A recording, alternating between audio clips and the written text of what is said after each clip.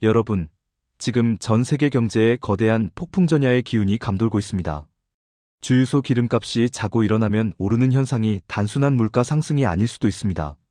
전문가들은 지금의 상황이 과거 세상을 뒤흔들었던 오일 쇼크의 재림이라고 경고합니다.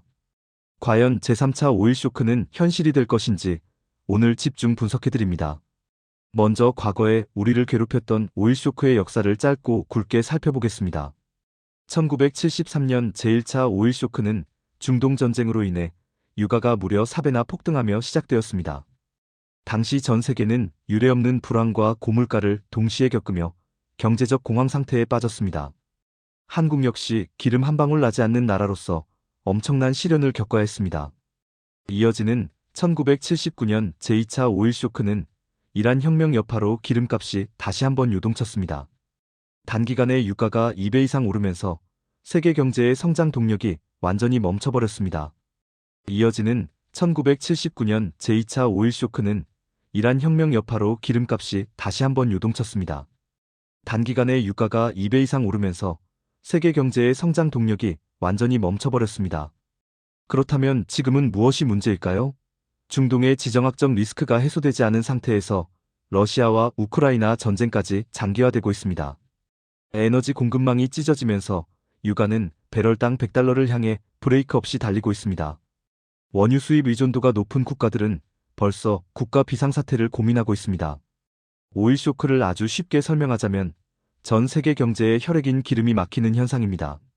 혈관이 막히면 몸이 마비되듯 기름이 막히면 공장과 자동차가 멈춰 서게 됩니다.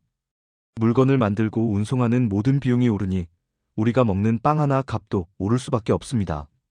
내 월급만 빼고 모든 것이 오르는 고통스러운 시기가 시작되는 것입니다. 하지만 위기는 언제나 준비된 자에게는 거대한 기회의 문이 되기도 합니다. 과거 오일 쇼크 시기에도 누군가는 막대한 부를 쌓으며 자산을 불려나갔습니다. 고유가 시대에 웃는 기업은 어디인지, 그리고 우리는 어디에 투자해야 할지 알아야 합니다. 지금부터 하락장에서도 수익을 낼 수 있는 전략적 종목들을 소개합니다. 가장 먼저 주목해야 할 곳은 역시 원유를 직접 생산하고 파는 에너지 기업들입니다. 기름값이 오르면 이들의 이익은 상상을 초월할 정도로 늘어나기 마련입니다. 대표적인 미국 주식으로는 엑슨모빌이 있으며 티커는 XOM입니다. 전 세계에서 가장 큰 석유 회사 중 하나로 유가 상승에 직접적인 수혜를 입습니다. 또 다른 거인인 쉐브론 역시 빼놓을 수 없으며 티커는 CVX입니다. 탄탄한 배당 수익까지 챙길 수 있어 고유가 시대의 훌륭한 피난처가 됩니다. 이 기업들은 유가가 높을 때 현금이 넘쳐나기 때문에 주주 환원 정책도 매우 강력합니다. 주가 상승과 배당금이라는 두 마리 토끼를 잡기에 가장 적합한 종목들입니다. 투자의 귀재 워런 버핏도 최근 몇 년간 에너지 섹터 비중을 대폭 늘렸습니다. 그가 집중 매수한 종목은 옥시덴탈 페트롤리엄이며 티커는 OXY입니다. 워런 버핏이 왜 이 종목을 선택했는지 분석해보면 유가 상승에 대한 확신을 읽을 수 있습니다. 거장의 발자취를 따라가는 것도 위기 극복에 좋은 전략이 될 것입니다. 원유 생산뿐만 아니라 채굴을 돕는 서비스 기업들도 눈여겨봐야 합니다. 기름값이 오르면 산유국들이 채굴을 늘리기 위해 장비를 대거 발주하기 때문입니다. 세계 최대의 유전 서비스 업체인 슐럼버거가 대표적이며 티커는 SLB입니다. 채굴 기술력이 독보적이라 유가 상승기마다 주가가 강하게 반등하는 특징이 있습니다. 오일 쇼크가 오면 사람들은 기름을 대체할 에너지에 열광하기 시작합니다. 태양광이나 풍력 같은 신재생 에너지 섹터가 다시 주목받는 이유입니다. 대표적인 기업으로는 넥스트에라 에너지가 있으며 티커는 NE입니다. 화석 연료의 가격이 비싸질수록 친환경 에너지의 경제성은 상대적으로 높아집니다. 에너지 안보가 중요해지면서 천연가스 인프라에 대한 투자도 활발해집니다. 이 분야의 강자인 킨덤오건은 티커 KAI로 거래되고 있습니다. 파이프라인을 통해 가스를 운송하며 안정적인 통행료 수익을 얻는 구조입니다. 경기 불황에도 비교적 꾸준한 수익을 내는 방어적인 성격이 강합니다. 개별 종목이 어렵다면 원유 시세에 직접 투자하는 ETF도 방법입니다. USO라는 티커를 가진 상품은 국제유가 선물을 추종합니다. 다만 선물 상품 특성상 장기 보유 시 비용이 발생하므로 단기적인 대응이 필요합니다. 유가 급등기에 빠르게 수익을 실현하고 싶은 투자자에게 적합합니다. 하지만 고유가가 무조건 모든 에너지 기업에 좋은 것은 아닙니다. 앞서 말씀드렸듯 생산 원가가 함께 오르는 기업들은 마진이 줄어들 수 있습니다. 또한 경기가 너무 나빠져 석유 수요 자체가 꺾여버리는 수요 파괴 현상도 경계해야 합니다. 기름값이 비싸서 아무도 차를 타지 않게 되면 결국 유가도 폭락하게 됩니다. 그래서 우리는 포트폴리오의 균형을 맞추는 것이 무엇보다 중요합니다. 에너지 주식만 담는 것이 아니라 현금 비중을 조절하며 기회를 엿봐야 합니다.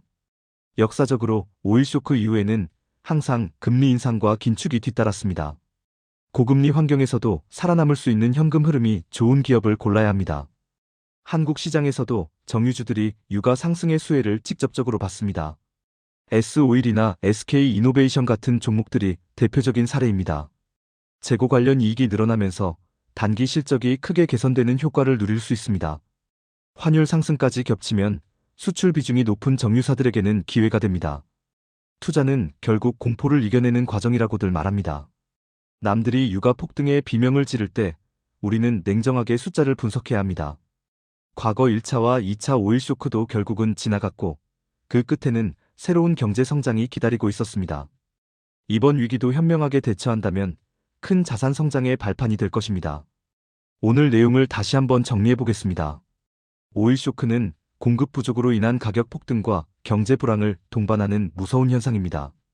엑슨모빌이나 쉐브론 같은 에너지 대장주들은 이런 시기에 강력한 방어막이 되어줍니다.